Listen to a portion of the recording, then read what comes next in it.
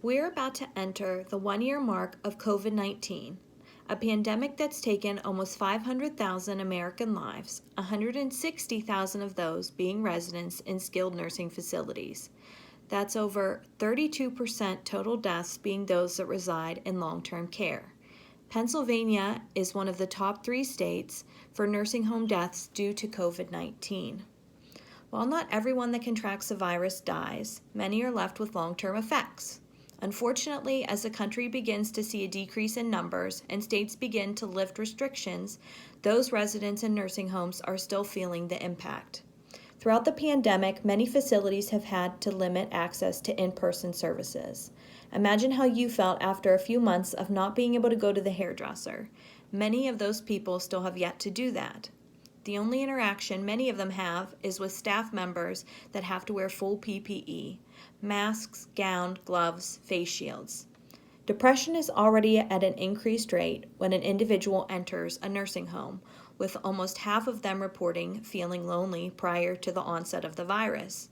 We're seeing worsening symptoms as well as a new onset of symptoms due to the pandemic and extended isolation that many are facing. Anxiety and stress has increased. Many individuals are feeling lonely and hopeless because we don't know when this is going to end. Frustrations are increased due to the lack of control and being in an environment with the same individuals every single day. The biggest thing that I'm personally seeing is a change in attention and memory in both those that have contracted the virus and those that have not. Contributing factors can be the lack of activity and socialization, change in routine, and lack of contact with supports. We're also seeing a decrease in mobility due to the lack of exercise as well as residents spending more time in their rooms. Residents with confusion don't understand why their loved ones haven't been in to visit, and those with hearing impairments are struggling to engage with staff because of the PPE.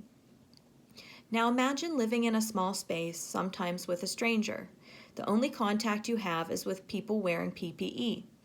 You can't leave your room without a mask on, and sometimes you can't leave your room at all. There are very limited activities, many that are no longer in the form of a formal group.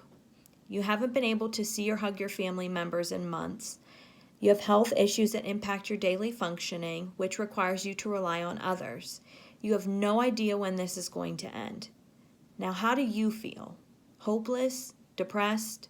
Most are losing their will or desire to live.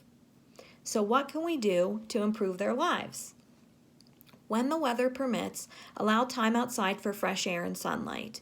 With winter being here, encourage residents to keep their blinds open during the day for that sunlight.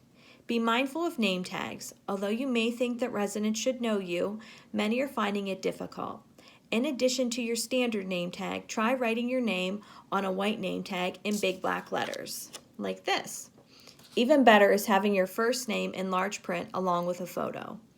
Continue to encourage family members to participate in virtual visits, window visits when permitted, and phone calls.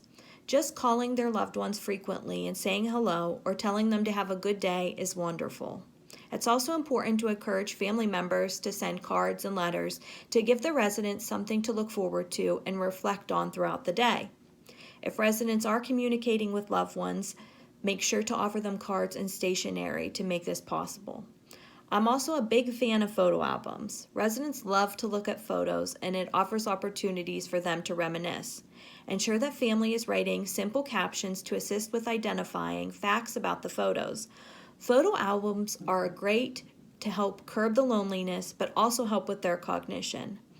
I know many nursing facilities are struggling with staff right now due to the virus, but it's important for them to have an all-hands-on-deck approach. Having anyone that works in the building gown up and spend a few minutes with the residents provides them with interaction and engagement. It also gives the staff opportunities to see if the resident needs anything and to check in with how they're feeling. Allow residents to have as much control as possible. Something that's encouraged regularly but should be emphasized right now is giving them the option of what they want to wear, how they want their hair, what color they want their fingernails painted, what they want to drink, or options for their meals. So much is already outside of their control. Giving them choices can help with their irritability, anger, and resentment that they may be feeling. Look for ways to incorporate music, whether it's playing a song over the loudspeaker, placing the residents in their doorways, and having the staff dance like they're at Texas Roadhouse will help boost spirits and staff morale. Music is so important. It helps the brain reminisce as well as impacts our moods. Right now, so many people are focused on the news that turning the TV off for a little bit and playing music can be so helpful. I cannot stress the importance of keeping up with mental health care, especially during this time.